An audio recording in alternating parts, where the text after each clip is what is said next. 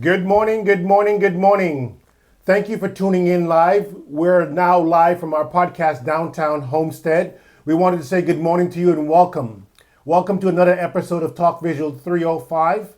I have my co-host here, Mr. Julio Guzman, and we have the esteemed honor of welcoming one of the most important guests we have to date in the 2026 era. So we wanted to bring her on and give her flowers. But before I do, I would let my right hand give her flowers. Yes. Because as we said, we love you guys.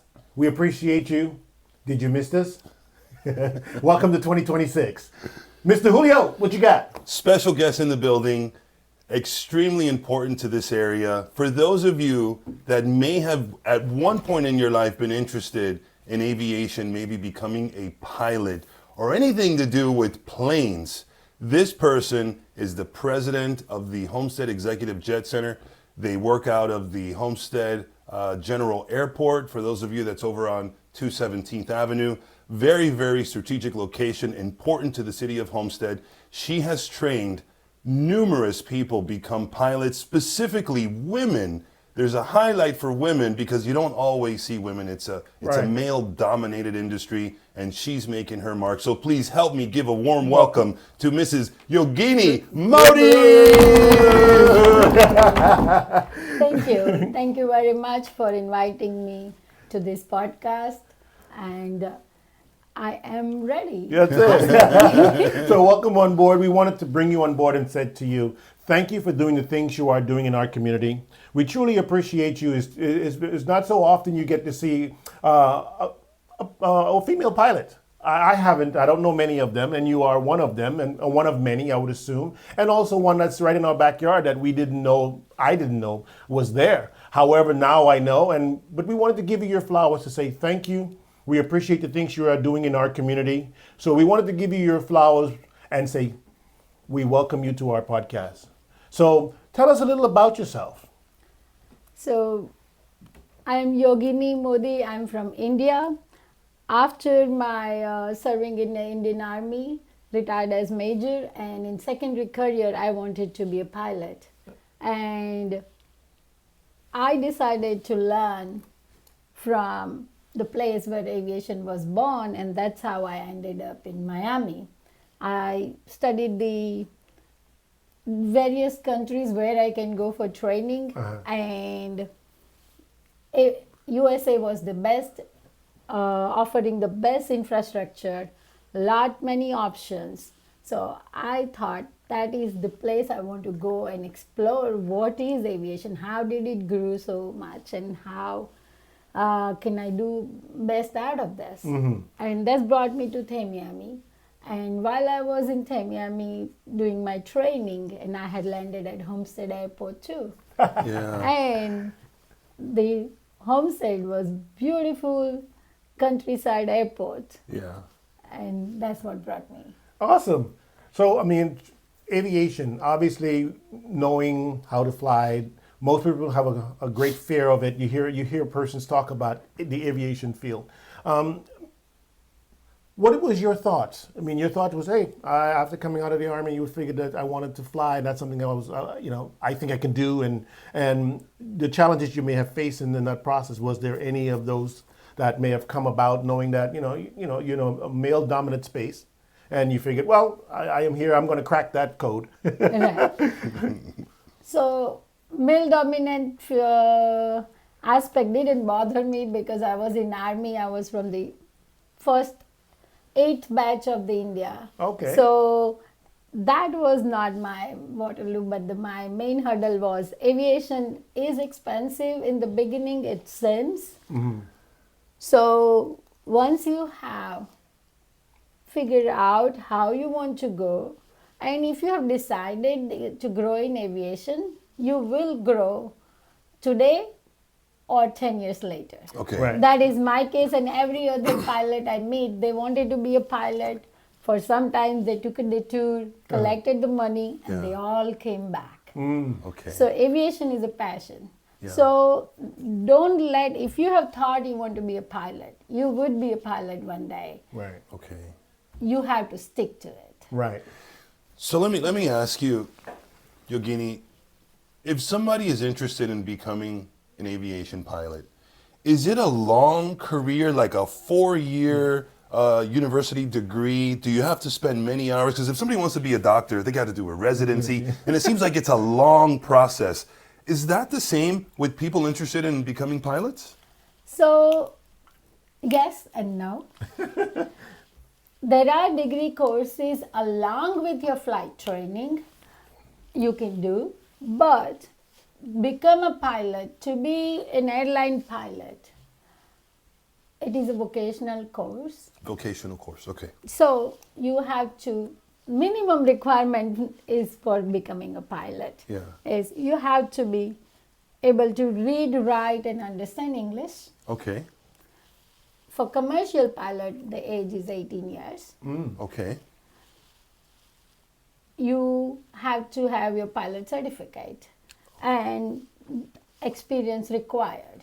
okay. Now, we have international students who come and complete the entire training within 12 months. 1 year? 1 year. Yes, and some of them good ones 1 complete year. within A short 6, period. 7 months if they stay focused. I completed my commercial pilot as well as instructor training in 5.5 months. Oh my God.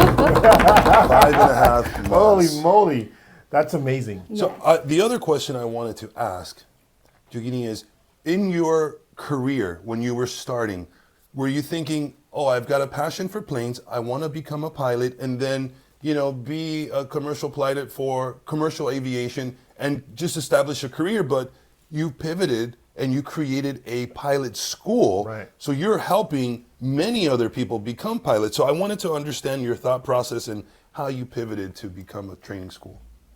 So, yes, I always loved to be at the airport. That was the one reason. But the only legal way I could have immigrated, it was by opening a business or being hired by airline. And airlines weren't hiring in US Got it. at low level, low flight hours experience. And I had no family ties. So I applied for opening an office business and I got my visa accordingly and I built the business and my immigration status with it. Wow. So you look like you're about 32 years old, right? You off by a couple decades. That's it. At what age did you start your career? So flying started long time ago when I was in college in 1993. Okay. I joined NCC, National Cadet Corps. It's something similar to Civil Air Patrol in US. And I started learning to glide. Glide. Glide. That's even scarier. Okay. It is a wonderful, I would say, foundation for the flight training. Okay. I started gliding there and then I learned to fly and then I wanted to join Air Force, but I had prescribed glasses and Indian Air Force wouldn't accept if you already had glasses. You have to be 20/20? Yes, without glasses. Without glasses. Yeah. LASIK wouldn't work if you had gotten the surgery. LASIK wasn't in a picture Wasn't an then. idiot, that's right. And so so I joined Army, but it is, as I said, like if you want to be a pilot, you will find the way. We'll find a way. Then I came here after retiring in 2006, I came here, did my commercial pilot training, became an instructor. I went back to India and by then the airline intake again had stopped. So, and more than anything, I love the aviation spirit in the US, the infrastructure, the organizations which promote aviation, which is a very amazing facility we have. Right.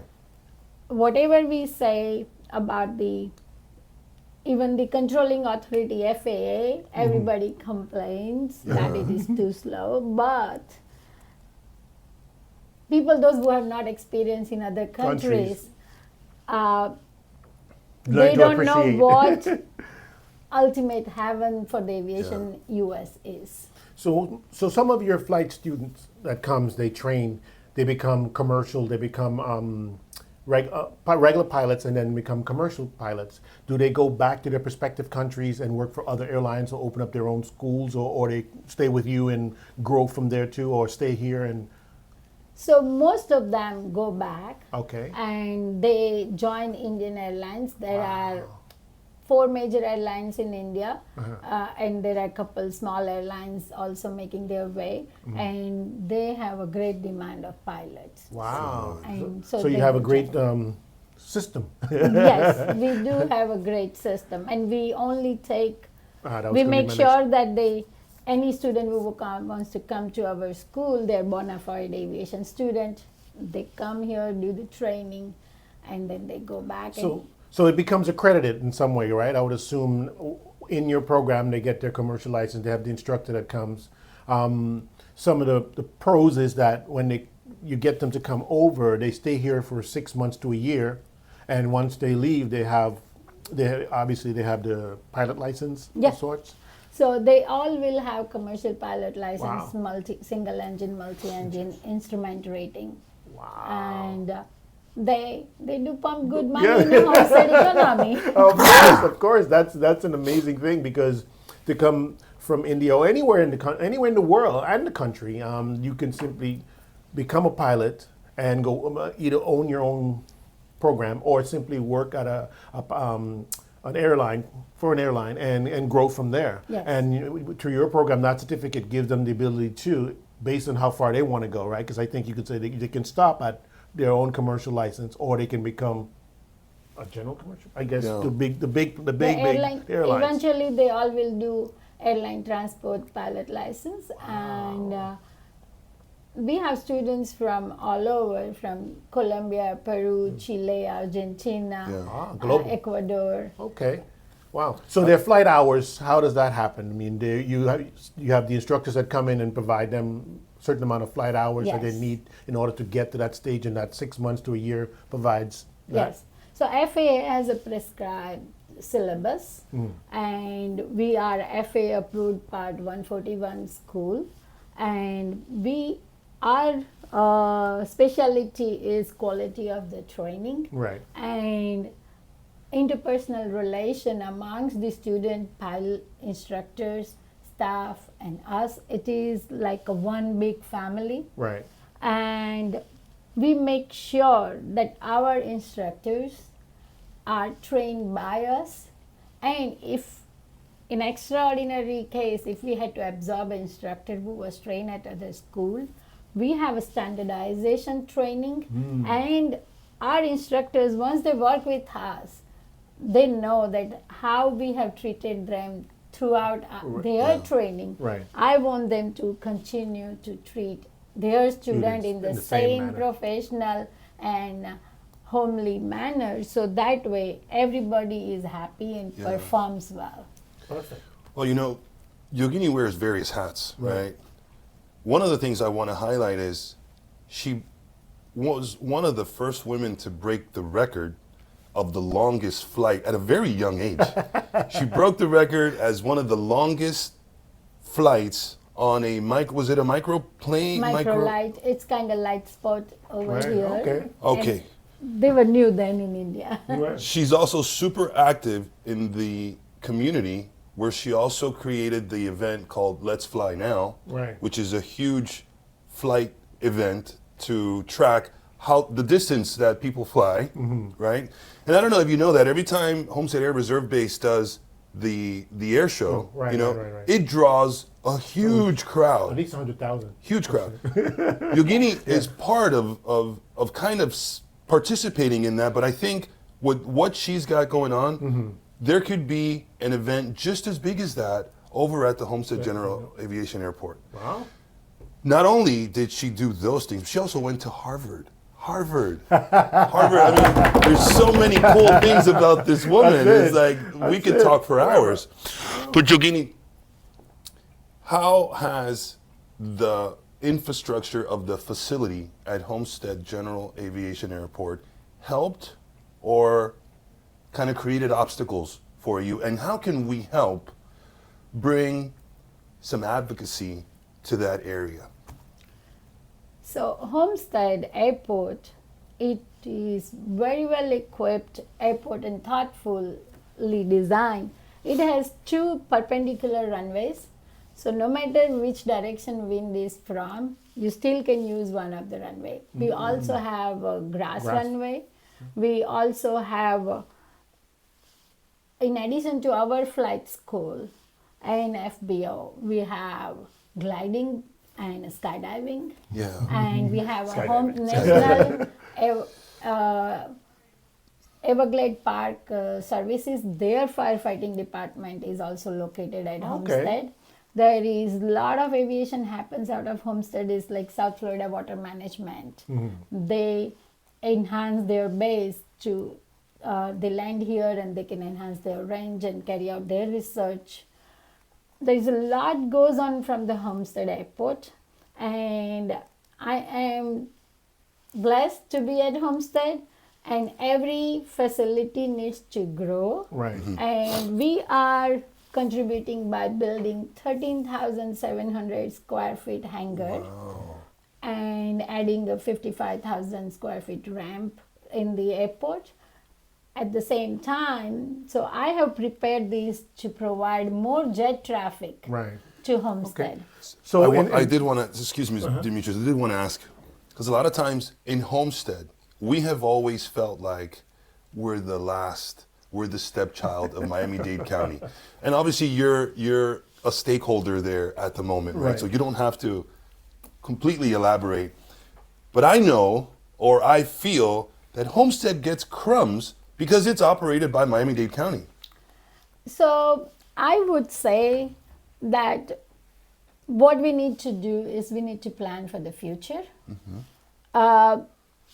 In Miami-Dade County, other than Miami International Airport, we have 4 more airports. One is Opelika. Right. Opelika is completely filled. They have more jets than I have a smaller plane at my airport. Wow. so the Jets goes. So Opelika is saturated. Tamiami is about to be saturated. And Tamiami has been developed like last 10 years. They've extended the both runways, they've extended the taxiways and other infrastructure. Same, we need to bring it to Homestead. We need to extend the runway to at least 5,500 feet, Yeah. which they have a land. Would they allow that? Would they allow bigger planes to land there? Is that Yes. the purpose behind extending the runway? And I think it all boils down to money. It always boils down to money. Yes, so they need to extend the runway, and then second thing, we need to have the air traffic control tower. So if we have this two, Those 2 items, air traffic control and extend the runway, it completely changes the dynamic of that airport. that not only dynamic of that airport, I would say it will change the dynamic of Homestead City. There we go. Because if you remember, Sam who started the Walmart, Yes. he used to go with his airplane and fly to the airport and start the Walmart in the relatively close vicinity of the airports. Because it was, for him, that was one of the key area. Today I can cite there are 10 business names in Homestead we have, and their owners, they are chain business or they are starting a new division over here. They all have landed at Homestead Airport. So if we create the infrastructure, we're going to attract the investment in the city. So let me understand that and internalize that. Taking the example of Sam Walton, Right. you've just mentioned that Sam Walton, which is, by the way, the richest family in the world, right? I think that's, I don't know if Elon is, if Elon, Jeff Bezos, you know, They'd be up there but too. regardless, Sam Walton would get on a plane and he would go scout different areas to determine where he should establish the next Walmart. And not only would he utilize the aerial views, but he would also determine how his stores are doing, I guess, by the number of cars in the parking lot. Right, but he has an aerial view of it. So here Yogini is telling us that since she's at the Homestead Airport, there are big corporations putting their eyes on Homestead, deciding if they should bring their businesses to Homestead, and because of that service, they are now establishing a footprint in Homestead. But not just bringing it, but knowing where to bring it, because they have an aerial view of where should they bring it to, correct? So you can see this area here, I think that's the best spot for us, like Sam Walton. I never thought about that, but that's a super good idea. It's a really cool idea. And now we've got someone that we could contact and say, hey, she's given us the crumbs. You know how success always leaves crumbs? She's telling us that there are successful people doing this. So for those of you out there that may consider or want to get an aerial view, here we have a person that can help us understand how to do that. So in the flight school that you guys have, your students, how many planes do you have that say can support per day or per week or however that works? The amount, say 50 people, 10 people, 5 persons? How? So we have 13 Cessna 172, which is a single engine plane. Okay. That's where you start. Then we have 2 Piper Seneca, which are multi-engines. We have full motion Redbird simulator. Whoa. We have FAA return testing center, and we have Homestead has couple FAA designated examiners. Now they are called evaluators. Right. So those examiners are based in Homestead. So basically Homestead has everything one needs to be a pilot. Wow. So does the Homestead Air Force Base, that is the most inactive active base that's on the southern hemisphere considered, right? Does that impact view in any way? It facilitates. So Homestead General is located halfway between Tamiami. I wouldn't say halfway, but equidistance from Tamiami and Homestead Air Force Base. And we do practice instrument training at Homestead Air Force Base and Tamiami. So we are actually strategically located in between these 2 major airports. Right. Yeah. So where Homestead Air Force Base, you can't land and take off, but you can shoot practice approaches. Tamiami, we're taking off, which takes 15 to 20 minutes, whereas in my student will take off. Biden is in the final. The student in Tamiami still will be holding Waiting, shot. please hold. Yes. So, that airspace there, obviously, is there any particular days where you guys cannot fly because the Homestead is buzzing around and doing, other than the air show, is there any moments where you feel that it's impactful to the business because all those jets are taking off? Because we see Homestead every some days a year. No, it's not a direct impact where we have to close the business or anything. We learn, and that is part of also training. The student needs to check where the airspaces are closed or open, and if they're open or restricted movements are there, so how to go along with that. So actually it helps us. Okay. So what? Where do you see, because, with technology today, drones, how does that impact? Because the taxi field, I saw in the news the other day that they're designing these taxis with not unmanned or manned, or what are your thoughts in regards to that? So aviation has been evolving ever since Wright brothers' time. Yeah. Right. From 16-second flights, we have come to the supersonic era. And it is going to evolve. We are going to see the transition to the unmanned plane, the electric planes, not only just plane landing at the airport, we will have taxis, but I think we are still far off. Yes. I always want the human. we have seen the car, self-driving car. 5 years ago, I was reading that they're starting the trials in California, but it has not taken over the market yet. Right. So if on the road we have not been able to take over. So in 5 years, I think in the air it is going to take some more time. Do you feel that the air is more congested than the road, or less congested? It's less congested, but in the air, air is less congested, but where you have to bring down the vehicle. You have to train the mass. At the airport, you have to train people how to deal with the airplanes. Right. If it goes on the road and not everybody is aware what to do, so that is going to play a big role. Right. It's not just building the vehicle, using it, but when you use it, how you absorb, get debug. yourself in the environment. That is going to make a big impact. Yogini, I know that none of this is possible without the support of your loving husband, Brian Shelton, right? So we've got to give a big shout out to Brian Shelton. And to the family members. Wind beneath my wing. Well said. You know, and so what is fun for you? Outside of the aviation, what is considered fun? Wow.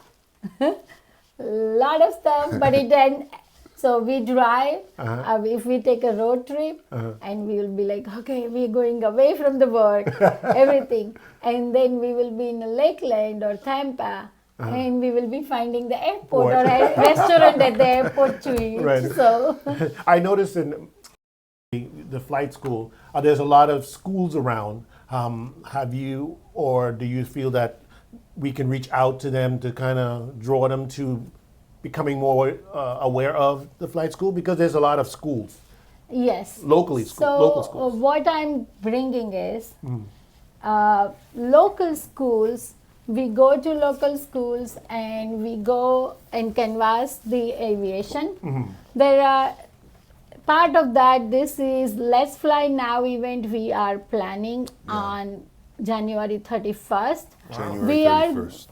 are in association with Florida Gold Coast chapter of 99s, and the Let's Fly Now event was started by Myra Bugby. She is the part of Florida Gold Coast chapter 99, and we are going to give the free introductory flights to the women between 14 and 35, and we don't say no to men if they register. And we also, even the age also we consider as part of motivation. And but we want people who are interested in aviation come have a feel of flying, and with that we are also inviting other organizations like Florida Gold Coast chapter of 99 gives a lot of scholarships. Yeah. Aviation is very difficult to grow, but if you find the organization and work with them, volunteer with them, there are so many scholarships in the aviation that people are not applying. Yeah. So take advantage of this opportunity. Come explore how you can build your career in aviation. We are going to have Miami-Dade College counter there. We are going to have Civil Air Patrol there.